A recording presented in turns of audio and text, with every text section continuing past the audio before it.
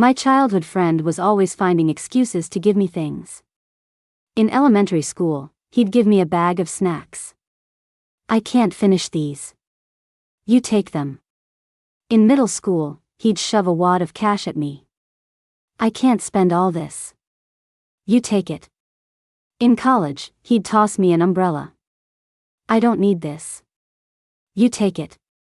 On my 27th birthday, he handed me a jewelry box. I held the 10-carat diamond ring, engraved with my own initials, and teased him, "What's the excuse this time? Found it on the street?" He shook his head, his voice trembling. No excuses. I spent a long time picking it out. Do you want it or not? William was the textbook definition of can't just admit it. I'd known that since elementary school. After all, who else would call out to a classmate after school, all menacing, while holding a giant bag of snacks just to toss it at them? And the words he used were always the same: "I can't finish these. You take them." I looked at the perfectly sealed bags of snacks, then at William, who was standing there with his chin up and arms crossed. "You really can't finish them?" I asked. "If you can't, you shouldn't buy so much. This stuff all looks really expensive." William got flustered. "Do you want it or not? If you don't, I'm throwing it away." Well, Grandma always said not to take things from people for no reason, but throwing it away would be a terrible waste. I bowed my head toward William. "Thank you, William. You're a really good person." William seemed to let out a sigh of relief before turning and running off. I watched his small figure disappear into the crowd. Looking down at the snacks in my arms, I sighed, he's so rich. The very rich William gave me lots of things. From snacks to stationery, from fruit to books. William was a strange guy. If I didn't accept his gifts, he'd get angry. First, he'd stare at me, his eyes practically screaming, "How dare you?" Then his face would get red with frustration. He'd huff, stomp his foot, and turn away. Then, a couple of days later, he'd come back with even more stuff. Grandma said we should always repay kindness. So, I started tutoring him. Though sometimes William was less than cooperative. He'd get the same problem wrong 3 times, then stubbornly write down the same wrong answer a 4th time. "William, how did you get it wrong again?" "I felt like it," he'd say, turning his face away. "But. No buts. I just haven't really thought it through yet." From elementary school all the way through college, that long tutoring session never stopped. And his habit of shoving things at me never changed, either. "Claire, Mr. Price wants to see you in his office." My assistant knocked on the door. I looked up from a stack of documents. Got it. The year I graduated from college, William asked if I wanted to come work with him. It made me think his family was about to stage some kind of corporate succession drama, and he was so desperate for allies he was even recruiting me. So, I turned down an offer from a company I really liked. Only after joining Price Corp did I realize, what drama.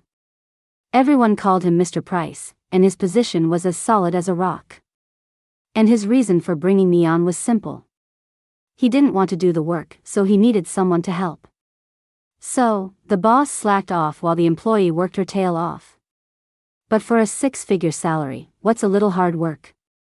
Besides, William really did treat me well. "You're coming with me on this business trip." The trip was to a neighboring city, scheduled for a Saturday. It wasn't a critical meeting, so I initially thought about letting someone else go so things wouldn't get held up. It was fine for William to go, but me? "I can't on Saturday. I have a family thing." He looked up.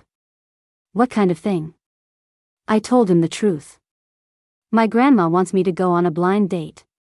"A blind date?" He shot up from his executive chair and crossed the room in 2 strides. "How old are you? Why are you going on a blind date? Who is it with?" "Huh?" I looked at him. "I'm 26. I'm a year older than you know." William was silent for a second, then said through gritted teeth, "You have to go on blind dates at 26. 26 is when you should be building your career, not getting tied down by marriage. I felt like he was just trying to pick a fight. My grandma arranged it. What can I do? I explained. Besides, we're just meeting. It's not like we have to date. He stared at me for a long time before slowly nodding. Fine, you can go. Is there anything else, Mr. Price? He sighed. No, that's all. You can go back to work. I was completely baffled by his bizarre reaction, but I went back to my desk. Before leaving his office, I glanced back. William was still standing in the same spot, his eyes cast down, lost in thought. Saturday arrived as scheduled. The date was at a coffee shop, at a table by the window. Before I left, my grandma reminded me several times, dress up nicely. Don't wear all black. I didn't know whether to laugh or cry. It's just a meeting. Is it that serious? Grandma patted me. What do you know? First impressions are very important. Maybe it was her age, but for the past couple of years, Grandma had been obsessed with seeing me get married and settle down. She'd say, what if one day she kicks the bucket? What would happen to me, all alone in the world? I hate to admit it, but she had a point. The hair at her temples was already white. My parents died when I was young, and Grandma raised me all by herself. The thought of that always made me give in. And so, here I was, on a blind date. The guy was great, a middle school teacher whose family owned a business. As soon as he sat down, he made it clear his parents had forced him to be here and that he had no plans to get married right now. Funny, me neither. We both let out a sigh of relief and laughed. Since we were on the same page, there was no pressure. We sat and chatted for a while. It turned out we were both following the same ongoing anime series. We spent the whole afternoon discussing the plot, and our opinions were almost identical. It was rare to meet a fellow fan, so we added each other on WhatsApp before we left. I'll treat you to dinner sometime, he said, shaking his phone. Sounds good. As I pushed open the glass door, a gust of early autumn wind and rain hit my face. It was a little chilly. I looked up and, through the curtain of rain, saw a familiar car honking by the curb. It was William's car. I said goodbye to my date. I pulled open the passenger door and slid inside. The car smelled of sandalwood, an air freshener I'd given him. What are you doing here? Just passing by. I saw you. It was a good 12 miles from William's house to here. He started the car, his face expressionless. I was on my way to a meeting. After a pause, he added, I got stood up. Our Mr. Price finally decides to work for once, and he gets stood up. No wonder he looked so grumpy. So, how was the date? He's a nice guy. We got along really well, I said honestly. The car slowly pulled away from the curb, and he went silent. The atmosphere in the car grew strangely heavy. I turned my head to look at him. The man's face was set, his lips pressed into a thin line, like someone owed him $1 million. Are you mad? After a moment, he answered reluctantly, no. Why are you mad? I told you, I'm not. After that, he clamped his mouth shut again, his face a mask of don't mess with me. Since he clearly wasn't going to talk, I just reclined my seat and closed my eyes. Raindrops tapped against the window. The sound of the rain and the scent of sandalwood lulled me to sleep. William's laziest excuses for giving me things happened twice. The first time was in my sophomore year of high school. My grandma's stomach problems flared up, and she needed surgery. I was a wreck, but my wallet was in even worse shape. With all the household expenses, we were suddenly struggling to make ends meet. Forget tuition and medical bills, even paying for groceries became a problem. I took a long leave of absence from school, spending my days at the hospital with my grandma doing homework and my nights tutoring online. When William found out, he silently handed me a wad of cash. I can't spend it all, he said, looking away. You take it. Looking at the stack of crisp new bills, I felt a lump form in my throat. I thought that if I had any money or pride, would have refused him with the righteous indignation of a character in a TV show. The truth was, I had neither. All I could do was give William a deep, formal bow. Thank you. I wrote him an IOU and paid him back in full during college. The other time was in my junior year of college. It rains a lot in Boston, and that year was particularly bad. I had just left the lecture hall when I saw it was pouring outside. Neither my roommate nor I had an umbrella, and all the other students rushing by didn't have a spare. My roommate's boyfriend came to pick her up, but one umbrella wasn't big enough for 3. The plan was for her to go back to the dorm, grab another umbrella, and come back for me. But just as she left, a hand reached out from my side, offering me an umbrella. We'd been in a small fight at the time, so I never expected it to be William. I don't need it. It's yours. He shoved the umbrella into my hand and walked off into the rain without a second glance. Oh, thanks, William. When I came to my senses, I opened the umbrella and ran after him. He stopped and turned to look at me. William was more than a head taller than me. I stood on my toes, holding the umbrella over his head as raindrops slanted past us. He didn't say anything, just took the handle from my hand. As he pulled it away, his fingertips brushed the back of my hand. The warm touch felt like a feather, light and tingly. Our reflections shimmered in the puddles on the ground.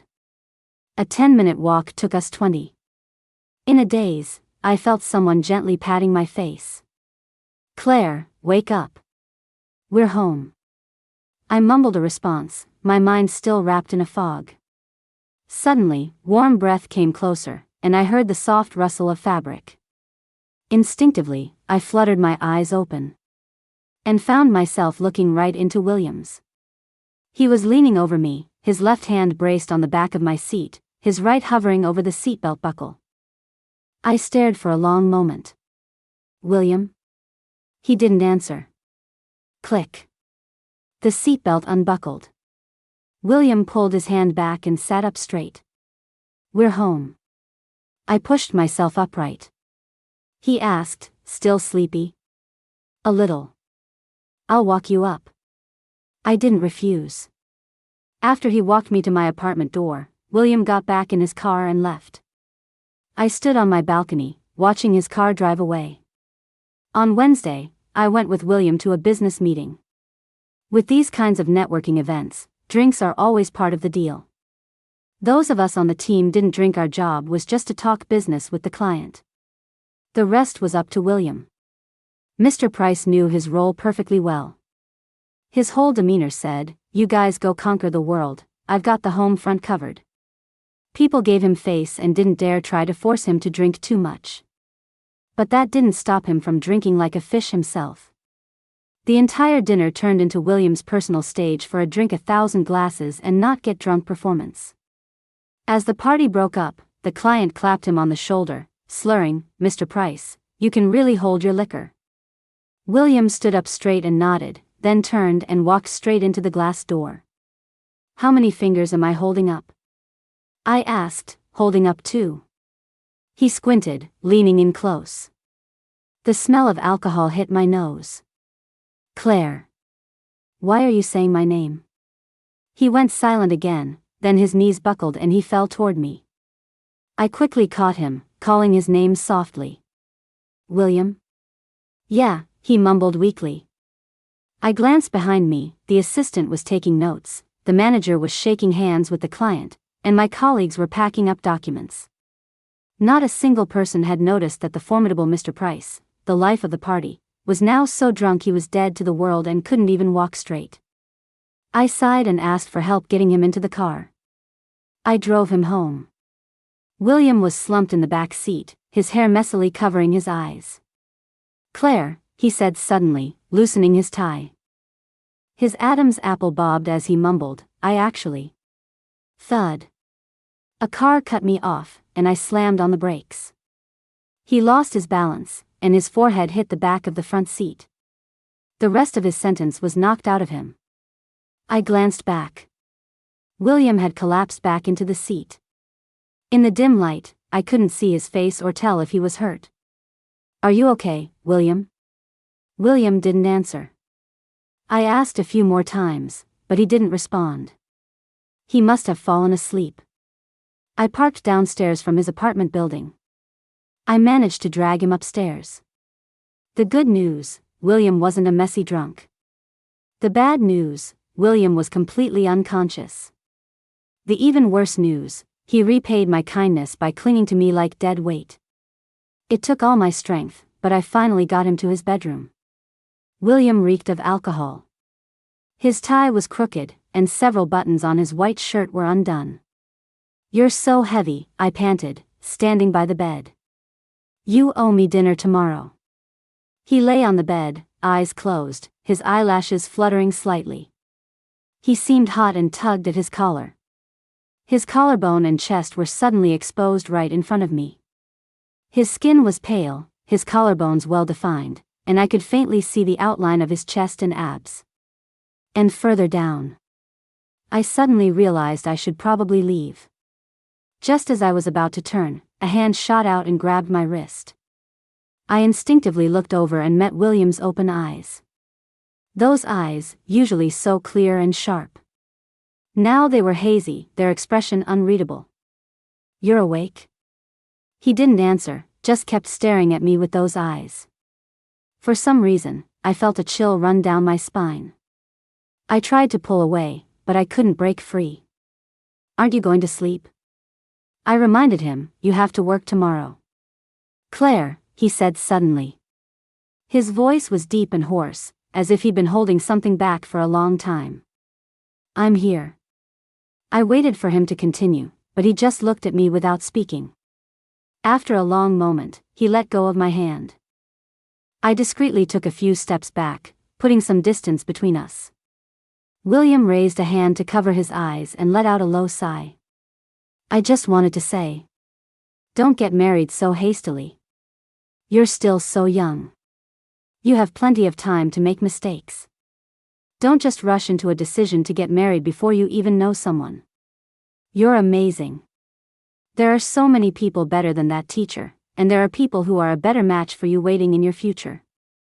Now I was sure of it. He was definitely drunk.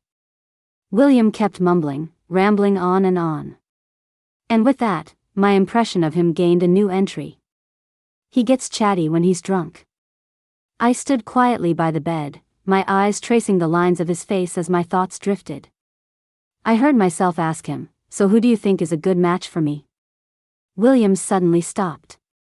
His gaze slowly moved to the chandelier on the ceiling, as if he was trying to stare a hole through it.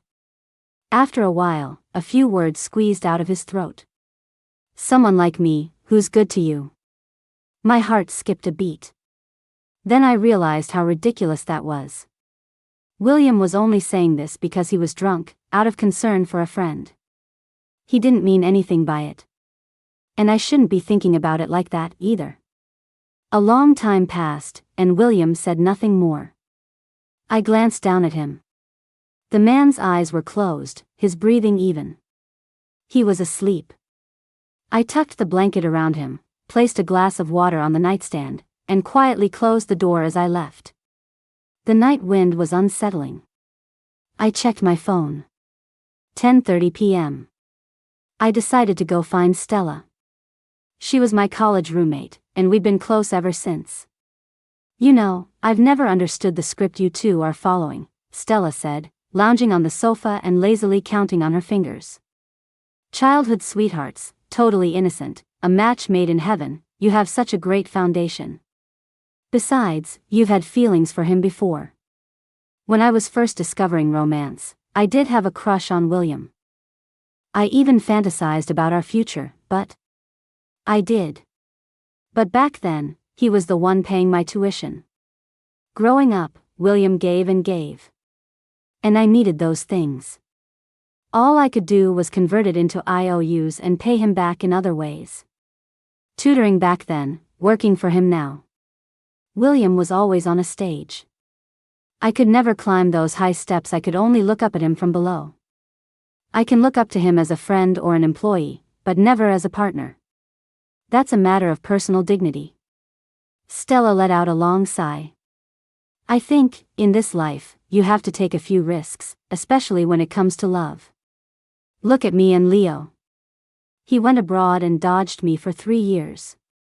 The second he got back, I pinned him down and kissed him, and now he's sleeping right next to me. That's called taking what you want by force.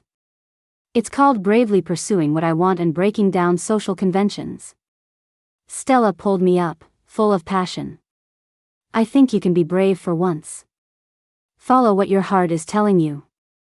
If William rejects you, so what? You'll be embarrassed for a little while. Isn't that better than bottling it up and regretting it for the rest of your life? Listen to me. Her words gathered all those tiny, deliberately ignored thoughts.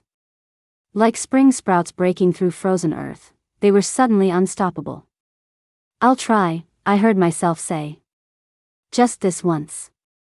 If it doesn't work out, then that's that. The next day, William showed up at the office with messy hair, hesitated, then tapped on my desk. Last night? I slapped a stack of printed documents on his chest. Mr. Price, the client wants the proposal 3 days early. He fumbled to catch the papers, his Adam's apple bobbing. Did I say anything weird last night? Not really, I said, thinking. Just that when I get married, I should find someone like you. William froze, a strange expression crossing his face. He slowly set the proposal down and asked, "So, what do you think of me?" I nodded. "You're definitely a good one." William's face turned bright red. The next second, he cleared his throat and said in a very awkward tone, "Well, as long as you know.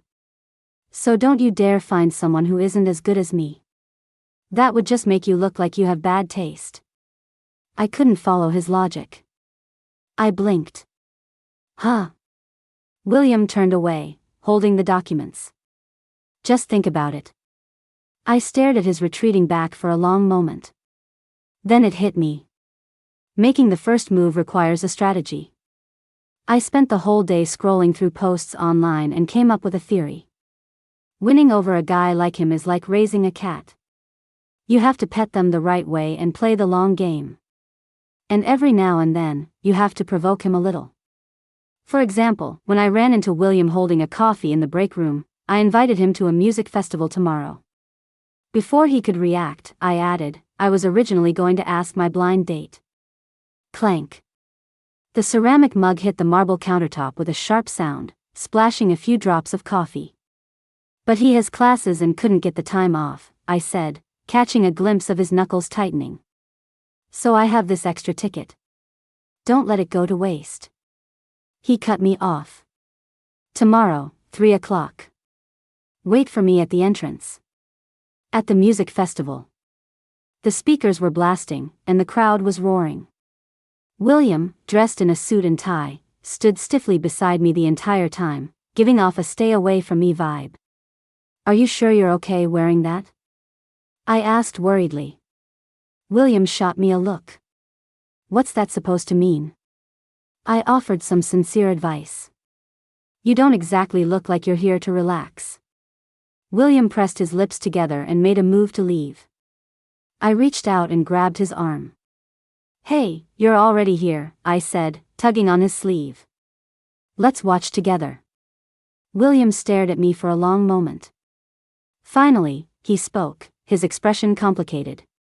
Did you do something you need to apologize for? I let go of his sleeve, speechless. William watched me for a bit, then said, his voice a little unnatural, fine. Just don't let it happen again. What kind of reaction was that? I looked down, deep in thought, completely missing the fact that the tips of his ears were bright red. By the time the music festival ended, it was evening. The crowd was a tidal wave. William was bumped and stumbled, instinctively grabbing my hand. I squeezed back, our fingers intertwining. He tensed up but didn't pull away, letting me lead him through the crowd. It wasn't until we were out of the main exit that William pulled his hand back and straightened his clothes. I'm going to get some water. I'll go with you. No need, he said quickly, then turned and strode away. I was kicking pebbles by the side of the road when someone walked up to me. Hey, can I get your number? I looked up to see a guy in a graffiti hoodie with a friendly smile, holding his phone. I waved my hand and smiled. Sorry, I can't. Come on, just one. I have a boyfriend. I lifted my chin and pointed to William, who was standing a short distance away, without batting an eye. That's my boyfriend over there. The young guy followed my gaze, immediately deflated, and rubbed his nose. My bad, he said, then turned and left. William didn't walk over until the guy was long gone. He silently handed me a bottle of cold water with the cap already twisted off, his gaze casually sweeping over the spot where the guy had just been standing. Who was that? Someone asking for my number. William's expression changed. After a moment, all he said was, "Oh." I traced the condensation on the bottle and said slowly, "I told him you were my boyfriend, and he left." And then, against the backdrop of the fiery sunset, I watched William's face turn a deep shade of red. He tried to take a sip of his own water, but his hand was shaking so much he couldn't open the bottle. Finally, I couldn't take it anymore and took it from him to open it.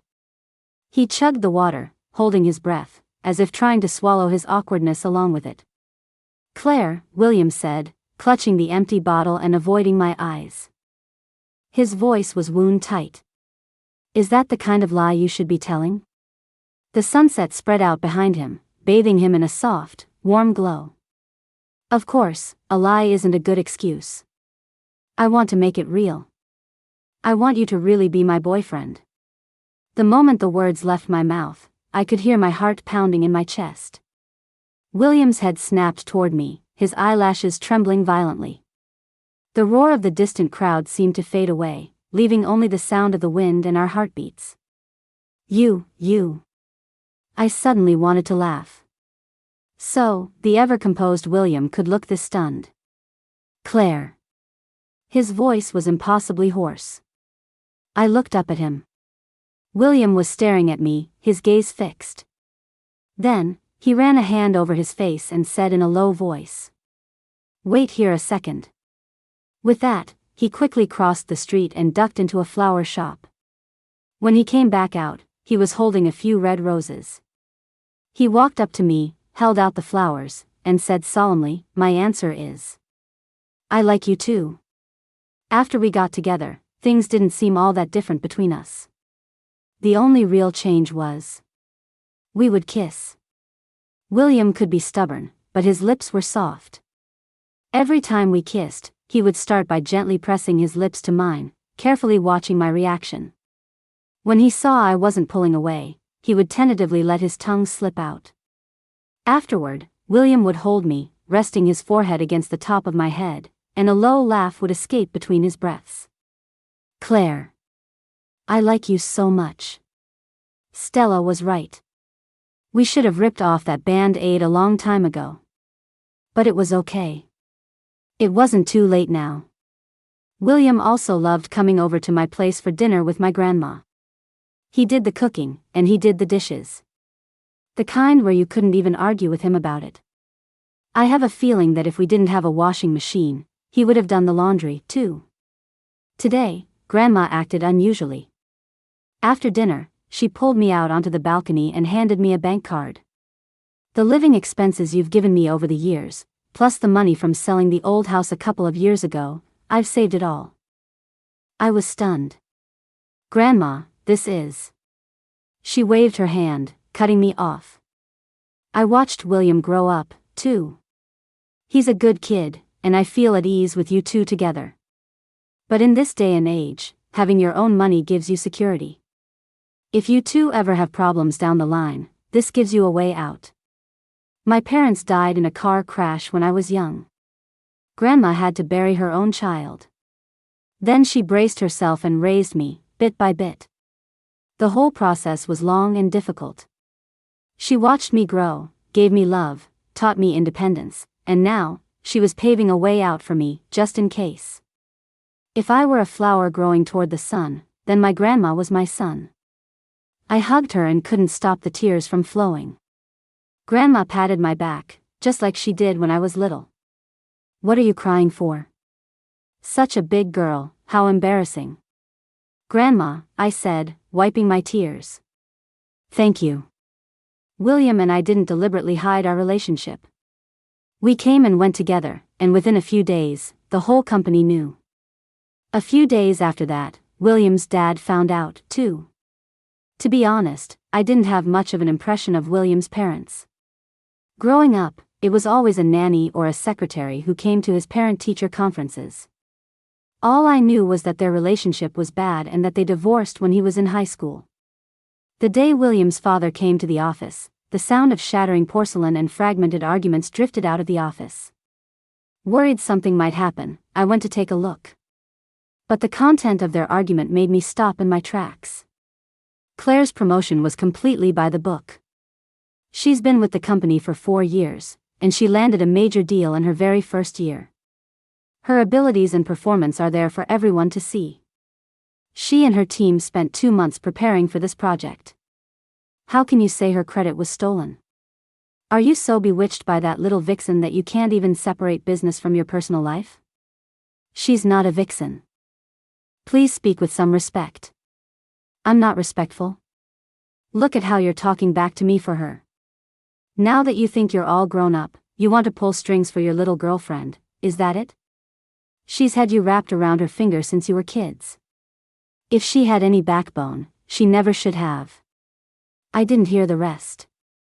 I watched my shadow stretch diagonally across the door in the sunlight, like a ridiculous crack. I suddenly felt sick. All these years, it was true that I had benefited from William's help, and I knew I had to repay it. But the proposals I stayed up all night to write, the clients I fought hard to win, every ounce of effort I put in. It seemed that because I was dating him, it all just became strings William pulled for me. That fight was a big one, and rumors swirled around the office for days.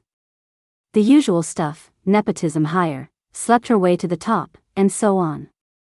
Of course, most of my colleagues didn't believe it and defended me. And later, William clarified the rumors by presenting my performance data. But it was enough to drive me crazy. It was strange. During my most sensitive teenage years, when I cared so much about my pride, I didn't care about the gossip. Why was it now, after a few years in the professional world, when I was supposed to be more mature, that I couldn't let it go? I wrote my resignation letter. When Stella heard about it on the phone, she asked in disbelief, "Are you sure? Jobs are hard to find right now. There are tons of recent grads who can't find work. You have experience, but after changing jobs, it'll be tough to get the same salary and benefits. You might even end up with a moron for a boss." I rubbed the bank card my grandma gave me and smiled. I want to start my own business. Do you remember in our sophomore year, when I used my scholarship money to buy William a gift? Someone said, just a poor student's trick to suck up to the rich boy. And I wondered, why, when I use my own money to buy a gift for someone I like, do people say that? I figured it out later. In my relationship with William, he's the one in power, and I'm the one depending on him. As long as we're together, some people will always see me that way. Even without this incident, I was planning to resign. It was just a matter of when. After all, as long as I worked at Price Corp, would always be tied to William. I didn't want to be the one always looking up in a relationship, and I shouldn't have to be. Stella was quiet for a moment after hearing me out. Then she said, "As long as you've thought it through. If you need investors, I can help you." I smiled. "I'll let you know." I spent a few days handling the work transition. The day I handed in my resignation, it was drizzling. William was in his usual, unchanging suit, but his tie was a little crooked. He looked at the resignation letter in silence for a long moment, then asked me, "Why? Why are you suddenly quitting?" I didn't answer. I didn't know how to explain. Finally, I reached out and re-tied his tie for him. My voice was as soft as a sigh. "Do you remember when we were applying for college, and Mr. Lee asked us about our dreams?" I said I didn't really have a goal back then, but I did. I thought that one day, I wanted to stand on equal footing with you. I finished the Windsor knot and took a step back. Now, I'm going to go earn that equal footing. Outside the floor-to-ceiling window, raindrops streaked diagonally across the glass, merging into lines. The air in the office was still, but I could clearly hear my own heartbeat. Thump. Thump. William's gaze fell on me, as light and gentle as the wind. After a few seconds, he spoke. Okay. He picked up his pen, signed his name with a flourish, and handed the letter back to me. I'll be waiting. You're not mad at me? It's just a resignation, not us breaking up. As he spoke, William gently hooked his finger around mine, a smile playing on his lips. Work hard. In the future. He paused, turned his head away, and coughed lightly. Remember to be my sugar mama. Outside the office, I could hear colleagues packing up. It was the end of the workday. I stared at his reddening ear and burst out laughing. What's your price, Mr. Price? What are the terms of this arrangement? William suppressed a smile and said with a straight face, a lifetime contract for one kiss. What do you think, Ms. Chen? I couldn't stop laughing. Mr. Price, you really are. William, what? Me, so understanding. He chuckled. So I leaned in and kissed the very understanding Mr. Price. Starting a business was harder than I imagined. Even though I had the initial capital, things like recruitment, management, and client acquisition kept me incredibly busy. I was working overtime constantly during that period, and my hair was falling out in clumps. I'd come home and collapse on the sofa, ordering William to give me a massage. Oh, right. Because my office was close to William's place, we had moved in together. It was exhausting, but I loved every minute of it. My first business deal came from an unexpected source. It was a message from Ryan, the guy from the blind date. My grandma said you started a business? My cousin works in foreign trade and is looking for a partner.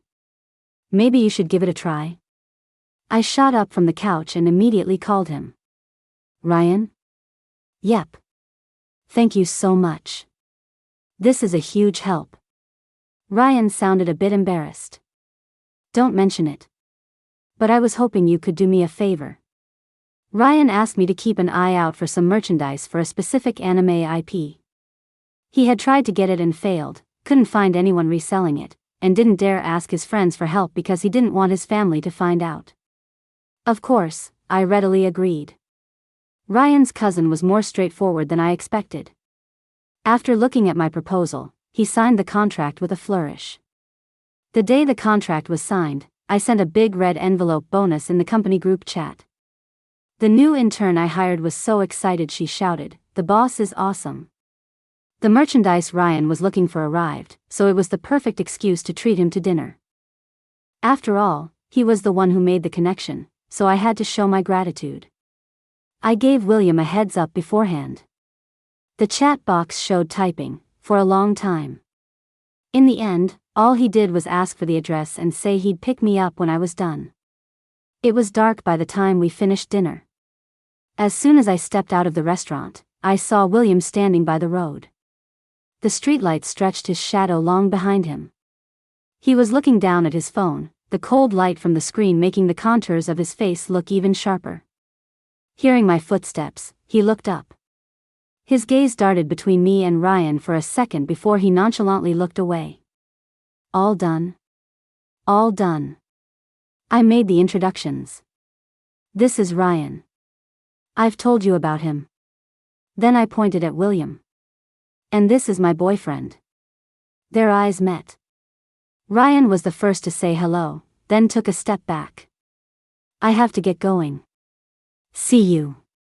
And with that, he hurried off. Why is he in such a rush? I wondered aloud. William answered slowly, well, he's a teacher. Piles of homework to grade. It's normal to be busy. With that, he turned to open the car door, leaving me with a view of his straight back. I got in the car, buckled my seatbelt, and said casually, I get the feeling you don't really want to talk to him. I don't, William said, his hands on the steering wheel, his reply distracted. Why wouldn't I want to talk to my girlfriend's friend? I nodded thoughtfully. We drove the rest of the way in silence. When we got home, the entryway light was off. In the darkness, William fumbled for the switch, but I grabbed his wrist before he could press it. He froze. My hand slid down his wrist, and I took his hand in mine. William. He didn't answer or move. You're unhappy today. Can you tell me why?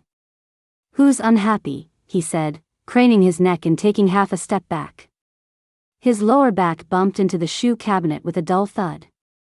I took the opportunity to corner him in the small space, moving closer and closer until our breaths mingled. You're jealous. William's body tensed. After a long moment, he turned his face away. That was basically an admission. I laughed and flicked on the entryway light with a crisp click. The sudden brightness made William instinctively raise a hand to shield his eyes. I took advantage of the moment to kiss the corner of his mouth, my eyes smiling. There's nothing wrong with admitting you're jealous. He lowered his hand and said awkwardly, I just didn't want to seem petty. I smoothed his hair back. William, we're partners now. Partners can be honest with each other. If you're angry or jealous and you don't say anything, and I don't say anything, then those feelings will just stick around. Over time, they'll affect our relationship. You have to trust me, and you have to have faith in my love for you. A relationship isn't a puzzle you have to solve.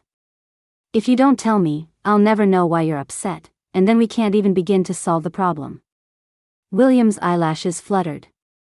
He tried to look serious, but his eyes were shimmering with light. Professor Chen is right. So now, my answer is. Claire, I'm jealous. Before he finished speaking, his warm lips were on mine again. Unlike usual, this kiss had a hint of desperation, as if he wanted to pour all his jealousy into it. I grabbed his collar and tilted my head up to respond, until we stumbled and fell onto the sofa together. When we finally broke apart, William rested his forehead on my shoulder, his voice muffled. I used to think that some emotions were too ugly to show. And now? Ugly or not, who cares, he said, nuzzling his head against me.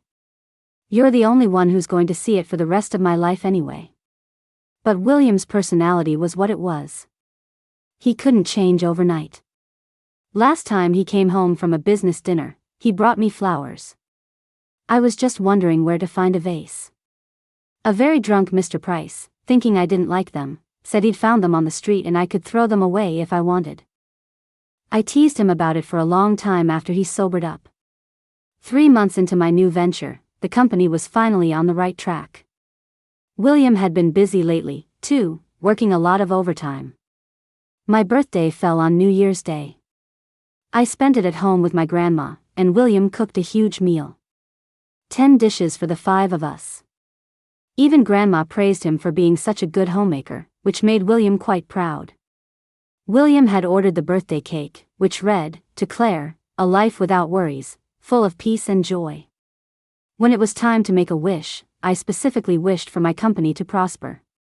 I blew out the candles and opened my eyes. William took a picture with his phone and asked, "What did you wish for?" "For my company to thrive," I said with a blink. A complicated expression flickered across William's face. Finally, he shook his head with a helpless smile. "Why are you always thinking about getting rich?" I said seriously, "What do you mean, always thinking about getting rich?" "I'm thinking about our future." "Don't you get it?" William chuckled. I get it, I get it. Okay, boss, let's cut the cake." Stella brought a bottle of wine, some aged vintage she said, to celebrate the initial success of my company. Grandma said a little wine is good in the winter, so she had a couple of small glasses, too. Stella and I finished off the rest of the bottle. The 2 gentlemen, William and Leo, didn't touch a drop. After all, one had to do the dishes, and the other had to drive. We didn't have any of William's toiletries at my grandma's, so we ended up going back to our apartment. I'd had a bit too much to drink, so I collapsed on the sofa as soon as we got in. William hesitantly came over and placed a jewelry box in my hands. I ran my fingers over the velvet box and pushed myself up.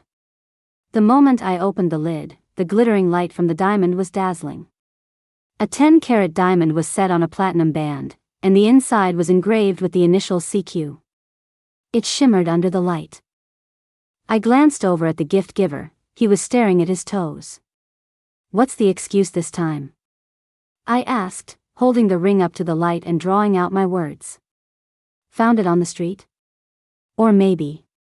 William's head snapped up, meeting my smiling eyes. He shook his head, a blush spreading from his ears to his neck.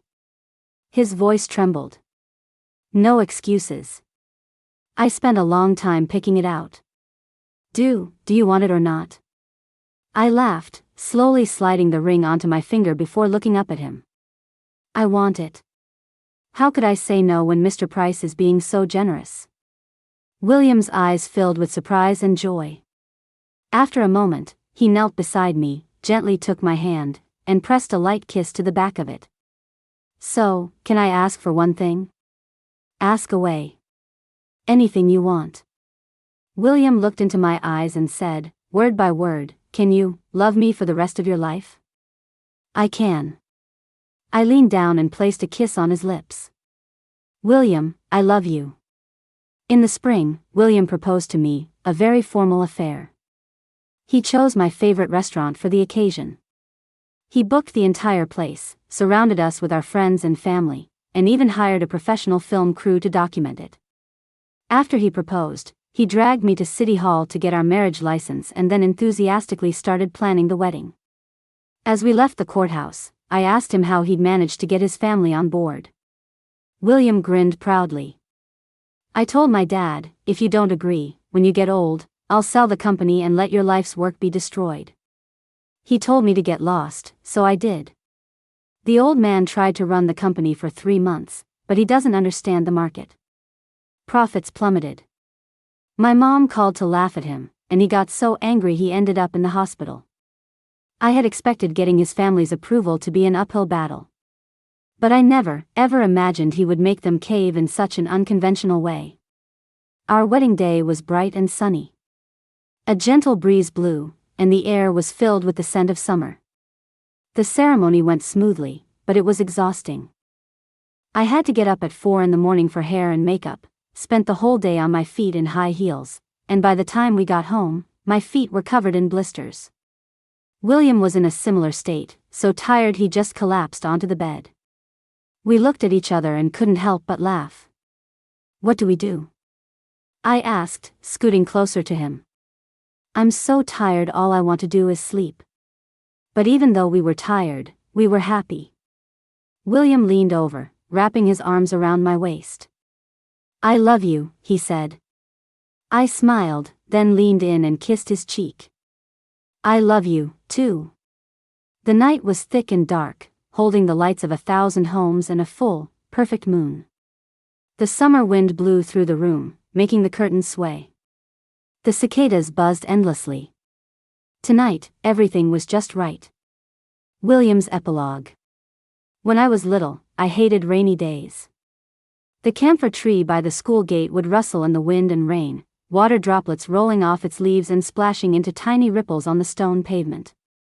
I would stare at the spreading circles in the puddles, the sounds of laughter all around me. My classmates' parents would run over with umbrellas, take their backpacks, hold their hands, and tilt the umbrellas so they covered their children. "Mom, I want a candied hawthorn." "What did you do at school today?" "Let Daddy carry you." "Your socks will get wet and you'll catch a cold." The sound of the rain muffled their voices, making them almost impossible to hear. I stood out from the crowd, completely alone. Until our driver ran up, flustered, and handed me an umbrella. "Young master, the traffic was terrible." "I'm so sorry." I silently followed him to the car. I wasn't in a hurry. That house, it made no difference whether I got back early or late. When I walked through the door, the floor was a mess. The click-clack of my mother's high heels faded into the distance. A door slammed upstairs, making the chandelier sway. My father had thrown the family portrait, and the glass frame was spiderwebbed with cracks. They had loved each other once, before I started elementary school. But that love had been worn away by misunderstandings, arguments, and cold wars. They smashed vases, tore up wedding photos, and cursed each other with the cruelest words, but they never got a divorce. Maybe because of pressure from my grandfather, or maybe just to spite each other. I didn't really understand. It was still raining the next day. After the final bell, the classroom emptied quickly. I packed my bag slowly, waiting until the hallway was completely silent before I left. There were only a few students left at the school gate. A girl with a ponytail stood on her tiptoes, waving at someone across the street. "Grandma, over here." She was a classmate of mine. A very good student. Her grandmother, wearing a faded blue shirt, smiled. "Slow down, don't fall." The girl ran over with her umbrella, chattering about what happened in class. Her grandmother listened, gently tucking a stray strand of hair behind her ear. I looked away. The driver was late again. The rain started to fall harder. I huddled under the eaves and heard the pitter-patter of footsteps approaching. William. When I looked up, an umbrella handle was right in front of my face. The girl's eyes were sparkling. "You don't have an umbrella, right? You can have this one." I froze. The pale pink umbrella had a cartoon cat on it, the kind a little kid would like. "I don't need it," I said stiffly, then added, "Someone's picking me up." She tilted her head and studied me for a moment, then suddenly shoved the umbrella into my hand. "Just use it for now. My grandma and I can share." The handle was still warm. My fingers curled, as if I'd been burned. "Claire, let's go." The old woman called from across the street. The girl answered. She ran a few steps, then turned back, her eyes curving into crescents. "My name is Claire. Remember to give it back to me tomorrow." I stood there holding the umbrella, watching the two of them, one old and one young, fade into the rainy mist. And that was the day I met my sunshine, Claire.